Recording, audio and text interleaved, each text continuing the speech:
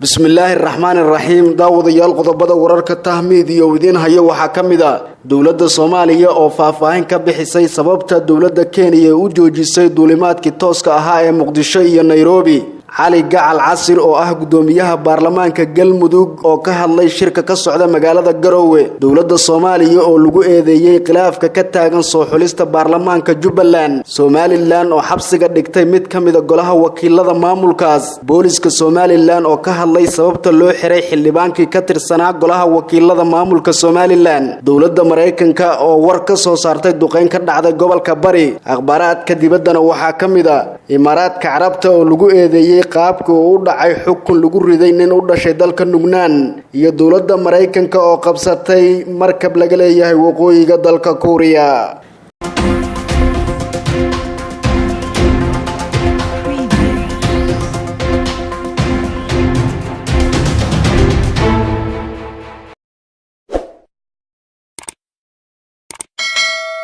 intaasi daawadayaal waxay ahaayeen qodobadii warkeena ugu door korona u diyaar garooba warkaas oo dhameystiran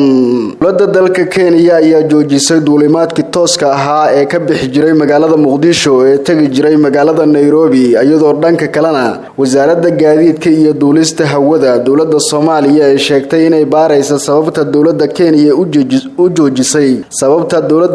u joojisay duulimaadkii tooska ahaa iyadoo dawladda Keeniya ay hakisay gabi ahaanba duulimaadyada diyaaradeed kaga yimaada magaalada Muqdisho ayaa waxa arintani ka hadlay dawladda Soomaaliya waxaana ay sheegtay in arintan hakinta duulimaadyada Soomaaliya ay dawladda Kenya ku sameysay ay doonayaan inay bal wax ka ogaadaan sababta ka dambaysa iyo waxyaabaha dhaliyay waxa dawladda inta ay ku dartay in arintan oo ay hordhigeen Kenya ay baaritaan ku sameyn doonaan isla markaasina dib wada hadal ula yeelan doonaan waa kan Maxamed Cabdullaahi Salaad Omar wasiirka wasaaradda gaadiidka ee duulista hawada Soomaaliya oo la hadlay warbaahinta kana hadlay arintan waa sax warkaasi civil aviation Kenya waxay faafiyeen war ay ku soo saareen wax la yiraahdo notam ay ku soo saareen ay sheegayaan in diyaaradaha Soomaaliya ka imaanaya sida tooska ah u tagi jiray Nairobi ay soo mari doonaan hadii la raal noqdo wajeer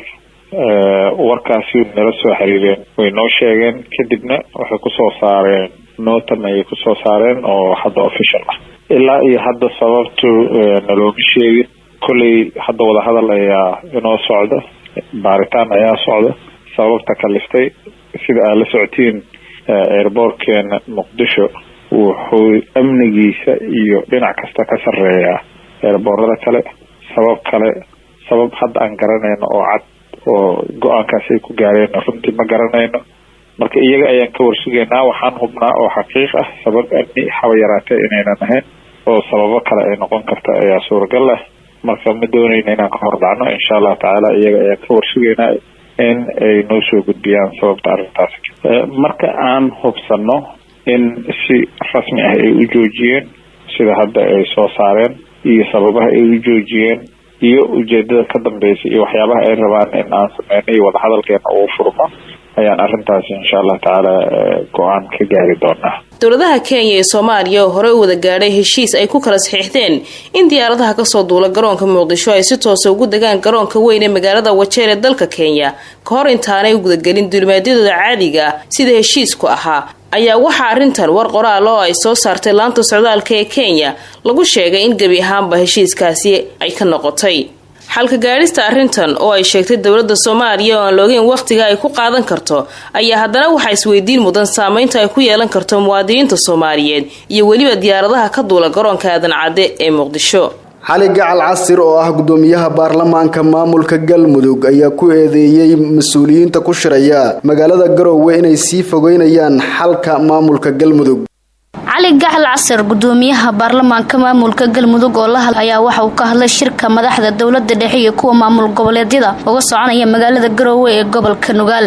gudoomiyaha ayaa waxa uu ka soo horjeestay shirka isagoona ku tilmaamay in xalka galmudug lagu sii fogeynayo sidoo kale gudoomiyaha ayaa waxa uu shaaca ka qaaday inuu rajaxmo ka muujinayo shirka ka socda magaalada Garowe isagoona sheegay in la baalmaray sharciga dastuurka ee maamulka galmudug gudoomiyaha ayaa sidoo kale waxa uu xusay in qalad ay tahay in loo yeero madaxweyne xaaf xilli khilaaf uu u dhaxeeyo madaxda maamulkaasi runtii shirka waxaan ka qabaa galmudug in la heshiisiyo way mudan tahay runtii cid kasta oo u kacdana waa soo dhaweynaynaa in galmudug maaragtay wanaag la dhex dhigo waana doonaynaa in maaragtay nabad lagu soo dabaalo dhulkaas hase ahaatee waxaan rabnaa in loo maro sharciyadda in loo maro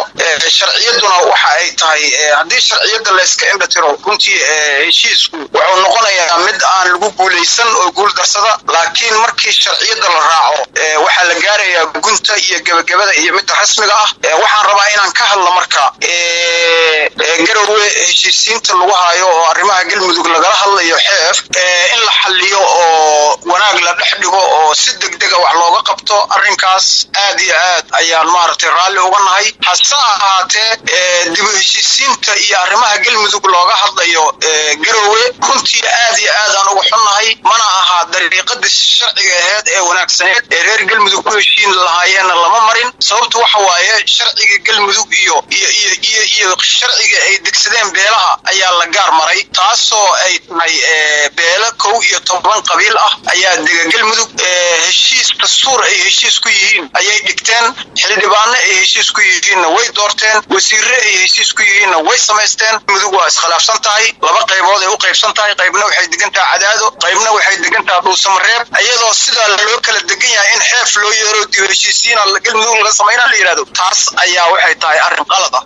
waxaa sii kordhaya khilaafka ka dhex aloosan madaxda maamulka galmudug oo kala fogeeyay mas'uuliyiinta maamulka oo iminka kala fadhiya xarumo ku kala yaala dhuusamareeb iyo cadaado khilaafka oo ah mid muuqda ayaa yimid kadib markii madaxda maamulka ay isku mandhaafeen fulinta qaar ka mid ah qodobo ka soo baxay heshiiskii ahlu sunna iyo galmudug khilaafka madaxda maamulka ee kala qaybsanaanta siyaasadeed ee taagan ayaa sababtay xilka qaadis lagu sameeyay qaar ka mid ah xubnaha sare ee madaxda iyo doorashooyinka lagu buuxinayo boosaskii la sheegay in xilka laga qaaday khilaafka madaxda galmudug ee hadda taagan waxa uu sababay in maamulku uu yeesho laba madaxweyne ku-xigeen laba gudoomiye baarlamaan iyo laba gudoomiye ku-xigeen baarlamaan taas oo ragaadisay dhammaan howlihii maamulka galmudug Doowladda Somaliya ayaa lagu eedeeyay khilaafka ka taagan soo xulista baarlamaanka Jubbaland xilli maamulka Jubbaland uu diyaar garoobayo doorasho ka dhacda magaalada Kismaayo kadib markii doorashada Jubbaland lagu sheegay inay dhici doonto 15 bisha Agosto ee soo socota ayaa geesta kale waxaa soconaya soo xulista xildhibaanada maamulkaasi warar la helayo ayaa sheegaya in khilaaf xoogan uu ka taagan yahay xulista xildhibaanada maamulka Jubbaland kadib markii lagu sheegay in beel waliba laga doonayo inay keenaan 3 musharax kuwaas oo mid kamid ah ay u dooran doonaan xildhibaan inuu noqdo guddiga xuduudaha iyo doorashooyinka Jubbaland halka marka hore uu ahaa in beel waliba suldaankeeda uu soo magacaabo ruuxa u noqonaya xildhibaan arintan uu joojiyay madaxweynaha maamulka Jubbaland Axmed Maxamed Islaam Madoobe sida la sheegay